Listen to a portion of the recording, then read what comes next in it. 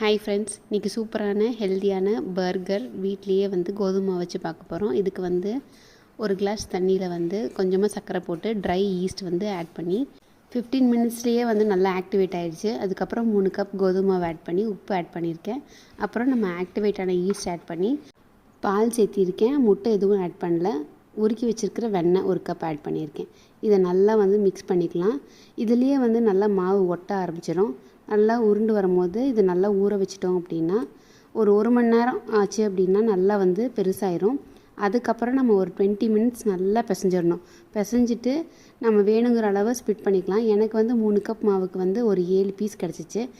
இதை ட்ரேலேயே ஒரு ½ an hour ஊற வச்சிட்டோன்னா இன்னும் பெருசாயிரும். மேலே வெண்ணெய் தடவி கொஞ்சமாக எள்ளு சேர்த்திக்கலாம். இதுக்கப்புறம் ஒரு 20 மினிட்ஸ் நம்ம பேக் பண்ணோம் அப்படின்னா நம்மளுக்கு சூப்பரான பர்கர் ரெடி ஆயிரும். செஞ்சு பார்த்துட்டு சொல்லுங்கள். பாய்.